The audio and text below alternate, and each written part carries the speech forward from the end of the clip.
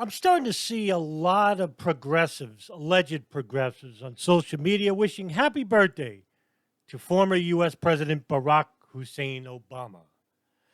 A lot of these are women who basically despise Donald Trump because he's sleazy, egotistical, narcissistic, sexual deviant. But that's not the case with Barack Obama, isn't it? The handsome, smiling man with his beautiful wife and lovely family who basically smiled in front of your face, but behind your back, he drone strike the hell out of most of the Middle East while claiming to protect national security. Well, let's talk about the failures of Barack Obama. In 2007, when he started to run for the presidency, he claimed that he would close the Guantanamo Bay Detention Center. That was a fail. Create a public contracts and influence database. That was a fail. Mandate standards for securing personal data. That was a fail. Expand the Employment Non-Discrimination Act to include sexual orientation and gender identity. That's a fail. Create a new tax credit for companies that bring jobs to the United States from overseas.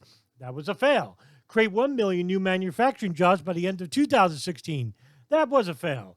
Give the White House Privacy and Liberties Board subpoena power. That was a fail.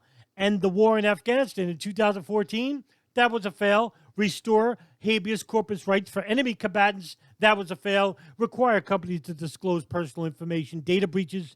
That too was a fail. But not everything was a total failure under the Obama administration. For example, in an article written by Cato Institute, written February 11, 2021, quote, Barack Obama's war on the free press, where it states in this article, quote, Obama's efforts to plug leaks and persecute leakers even exceeded those of George W. Bush's administration. The administration prosecuted Stephen Kim, a former State Department official, merely for discussing a classified report about North Korea with Fox News reporter James Risen. Moreover, the report itself was subsequently described in court documents as a nothing burger in terms of its sensitivity. Yet, even with a coerced plea deal, Kim was given a 13-month sentence in federal prison. Former CIA officer John Kiriakou and Army Private Chelsea Manning, who disclosed classified information in the course of blowing the whistle on U.S. government abuses, and in Manning's case, outright war crimes, were even bigger victims of the administration's crackdown. Kiriakou was given 30 months in federal prison, but Manning's penalty was the most shocking and draconian of all. She was sentenced to 35 years, although Obama did commute her sentence after she had served 7 years. The Obama Justice Department also targeted Edward Snowden and Julian Assange, the journalist who founded WikiLeaks, for similar prosecutions. Kiriakou offered a harsh but accurate judgment about Obama's conduct. Quote, President Obama has been unprecedented in his use of the Espionage Act to prosecute those whistleblowing he wants to curtail. The purpose of an Espionage Act prosecution, however, is not to punish a person for spying for the enemy, selling secrets for personal gain, or trying to undermine our way of life. It is to ruin the whistleblower personally, professionally, and financially. It is meant to send a message to anybody else considering speaking truth to power, challenge us, and we will destroy you, end quote. By the way, in addition to its vendetta, the Obama administration's vendetta against whistleblowers, the Obama administration waged a robust campaign to harass and intimidate journalists, even mainstream journalists, who utilized leaked material. For example, in May of 2013, the Justice Department seized the records and phone lines that Associated Press employees used. The Associated Press confirmed that the records were from personal home and cell phones of reporters and editors, as well as phones that the Associated Press used in the press quarters of the House of Representatives. The administration's contempt for the basic requirements of due process was alarming. As CBS reporter Cheryl Atkinson noted, such a seizure was unheard of. Beyond the abusive display of power that those raids embodied, she was outraged that no advance notice was given to the Associated Press about the subpoena. advance notice would have been given to the AP the chance to challenge the move in court. Of course, that predictable nonsense response likely was the reason the Justice Department did not follow such a procedure.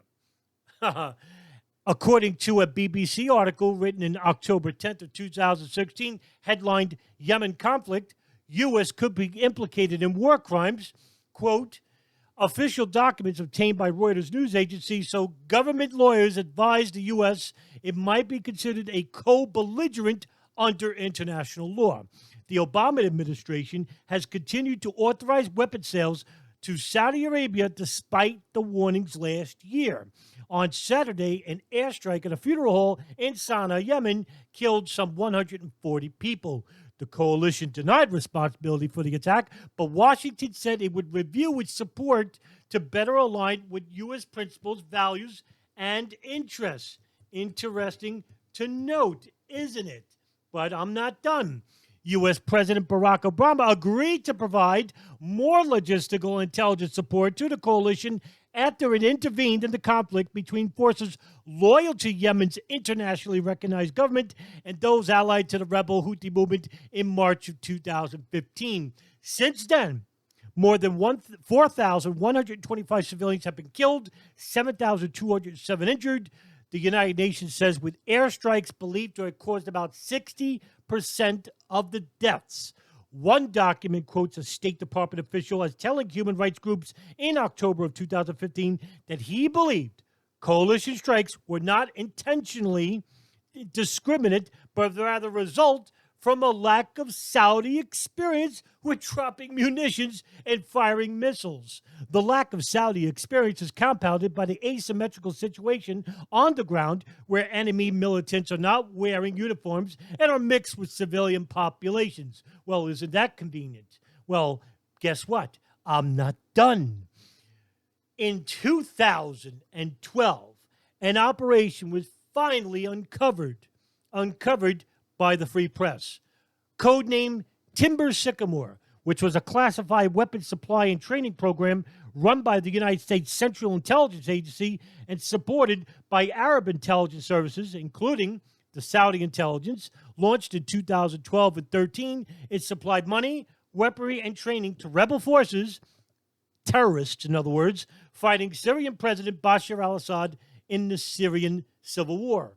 According to U.S. officials, the program was run by the CIA's Special Activities Division and trained thousands of rebels. President Barack Obama secretly authorized the CIA to begin arming Syria's embattled rebels in 2013. One consequence of the program has been a flood of U.S. weapons, including assault rifles, mortars, rocket-propelled grenades, into the Middle East black market, which found the way into the hands of groups like al-Nusra Front and the Islamic State and the Levant. The creation was from CIA Director David Petraeus, first proposed a covert program of arming and training rebels in the summer of 2012. Initially, Obama rejected the proposal, but later agreed, partially due to lobbying by foreign leaders, including King Abdullah II of Jordan and, of course, Israeli Prime Minister Benjamin Netanyahu. Timber Sycamore began in late 2012, and according to the New York Times, the program initially allowed U.S. forces to train Syrian rebels in the use of military equipment, but not to directly provide the equipment itself, but later that changed as well and started providing equipment itself. Saudi Arabia provided military equipment and covert financing of rebel forces, and also been provided by Qatar, Turkey, and Jordan. The CIA helped arrange some of the arms purchased by the Saudis, including a large deal in Croatia in 2012. A classified U.S. State Department cable signed by Secretary of State Hillary Clinton, unknown ghoul, reported that Saudi donors were a major support for Sunni militant forces globally, and some American officials worried that rebels being supported had ties to al-Qaeda. The existence of Timber Sycamore was revealed by the New York Times and Al Jazeera in June of 2016 after Jane's Defense Weekly reported in late 2015 that the U.S. Federal Business Opportunities website were soliciting contracts to ship thousands of tons of weapons from Eastern Europe to Tashu, Turkey, and Aqaba, Jordan. How about that? wait a minute, I'm not done for the birthday boy. According to a human rights article written by Kenneth Roth, headlined Barack Obama's Shaky Legacy on Human Rights. Here, he quotes drones, Guantanamo, and surveillance. Quote, his actions on counterterrorism provide a case in point. When Obama took office with great promise, announcing on his second day that he would stop CIA torture immediately and close the military prison at Guantanamo Bay, Cuba, within a year, by all accounts, the torture did stop. But Obama has steadfastly refused to prosecute those responsible or even to allow the release of much more than a summary of comprehensive Senate Intelligence Committee report that documented it. As a result, rather than reaffirming the criminality of torture, Obama leaves office sending the lingering message that should future policymakers resort to it, prosecution is unlikely.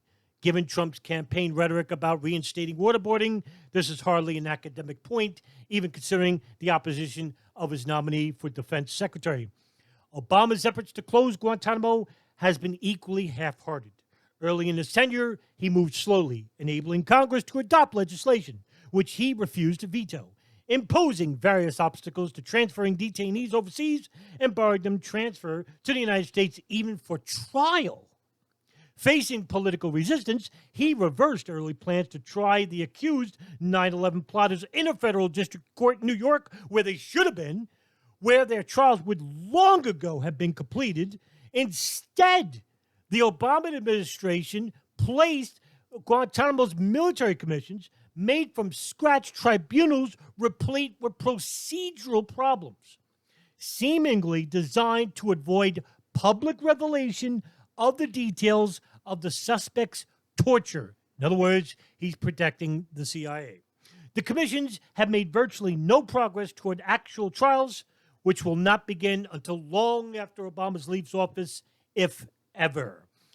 On another front, in the fight against terrorism, Obama has greatly stepped up the use of aerial drones without sufficient clarity about the legal framework for targeted killing in places where the United States is involved in armed conflicts such as Afghanistan, Iraq, Syria, Pakistan, Yemen, Sudan. Drones can reduce the danger of civilian casualties because they are exceptionally accurate. However, they have not. Tens of thousands have died in 7 Arab countries due to Obama's bombing campaign. With respect to surveillance, Obama seems to have continually expanded programs begun by George Bush that led to massive invasions of privacy. Once Edward Snowden alerted the public to these programs, the president did initiate some reforms. He supported legislation to limit the NSA's ability to collect phone records in bulk under one program and to bring more transparency to the Specialized Foreign Intelligence Surveillance Court. However, the NSA built the largest data mining program and as well as the largest storage facility on Earth, which is located in Pine Bluff, Utah, called the Utah Data Center, where most of your phone calls, emails, text messages are stored forever. And if you think I'm done, wait a minute. I got more for the happy birthday Obama boy. According to a Vox article written in 2017, headlined From Torture to Drone Strikes, the Disturbing Legal Legacy Obama is Leaving for Trump. Quote, in his farewell speech Tuesday night, President Obama warned that Americans must guard against a weakening of values that make us who we are. That's why for the past 8 years, I worked to put the fight against terrorism on a firmer legal footing. That's why we ended torture, worked to close Gitmo, and reformed our laws governing surveillance to protect privacy and civil liberties. But while that makes for a nice soundbite, it's not entirely accurate. Using drones to kill American citizens without trial, like Anwar al-Awlaki and his son, collecting the email and phone records of millions of Americans on a daily basis, and grabbing militants off the streets of foreign cities and imprisoning them indefinitely, torturing them. These are all the powers that Obama has bequeathed to his successor. Presidents George Bush and Obama both dramatically expanded the power and authority of the executive branch, particularly in the realm of national security, in addition to having nearly unlimited power to start wars without Congress's approval. presidents now have the power to order drone strikes on U.S. citizens abroad without changes on trial, gathering millions of Americans' emails and phone records with minimal judicial oversight, and radically redefining what does and does not constitute torture without fear of ever being prosecuted for war crimes. That any president has this kind of power is concerning on its own, but it's even more alarming now that Donald Trump, who has praised repressive dictators like Putin and shown little respect for things like international law, is going to be in the White House. And by the way, I'm still not done, because when it comes to Obama, the crimes are damn massive. According to an article written by Open Democracy, War Crimes, Torture, and Impunity in June of 2020, quote, after more than 18 years of the U.S. war on terror, there are more than 40 prisoners in Guantanamo Bay, guarded by 1,800 U.S. soldiers and an additional 800 civilian workers in place. There are 28 men who have never been charged with any crime.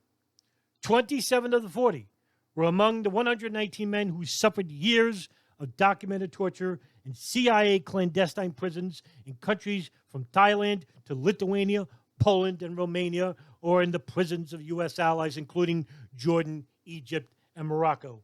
These prisoners will remain in limbo for as long as they can see. That quality of detention, indefensiveness, has been its own cruel effect, physically and psychologically demoralizing.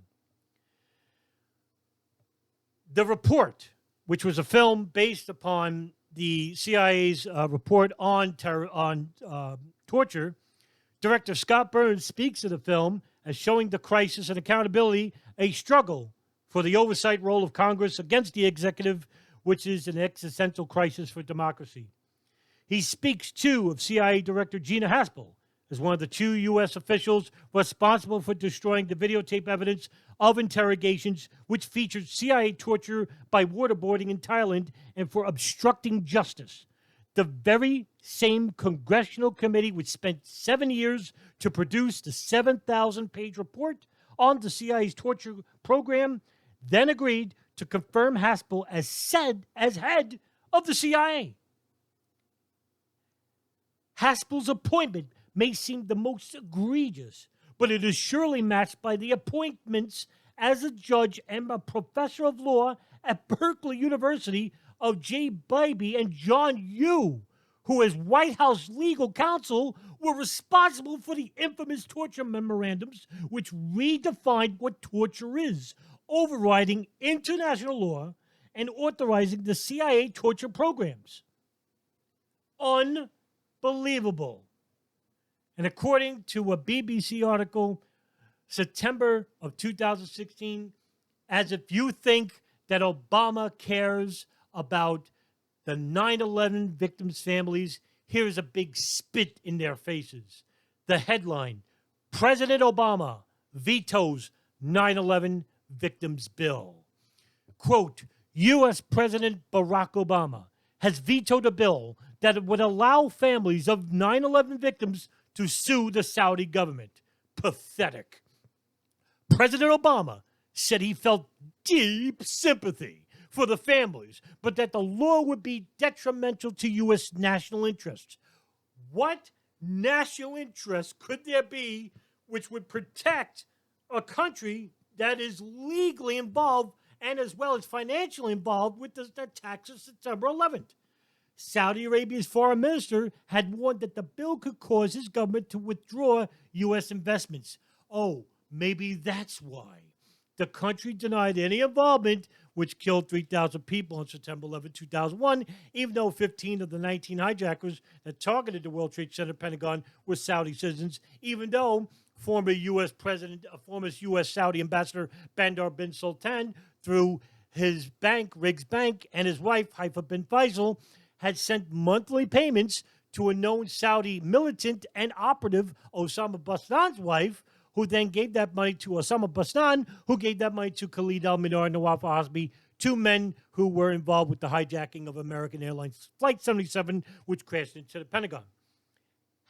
Now, going back to the article. However, it was known that President Obama had serious concerns about the bill and was unlikely to sign it into law, even though he did.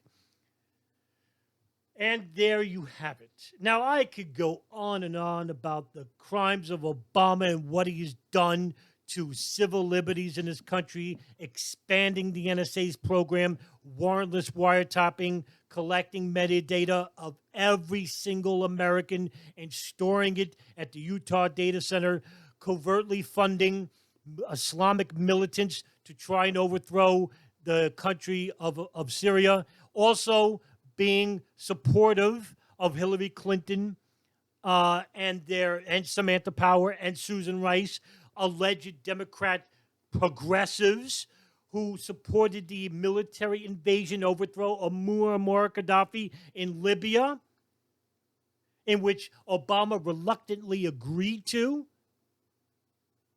and as well as the drone striking of 7 Arab countries, which led to tens of thousands of deaths, the complete disregard for the prisoners at Guantanamo Bay, torturing them without mercy, many of these people innocent of crimes, like Mohammed al-Slahi. Abu Zubaydah is not being charged with a crime. He's held indefinite detention. I could give you dozens and dozens of names. As well as being supportive of the most arrests of whistleblowers than any administration in history. To all you women out there on Twitter and Facebook wishing Barack Obama a happy birthday and finding that it would be quite uncouth to do the same to Donald Trump because you just hate a sleazy sexual scumbag. Well, the reality is that if you were a Arabic woman, Trump just might hit on you. He might even grab a breast. But former President Barack Obama would smile at you, coordinate and pinpoint where you are, and most likely drone strike you. Happy birthday to a mass murderer in Barack Hussein Obama. I hope it's your last.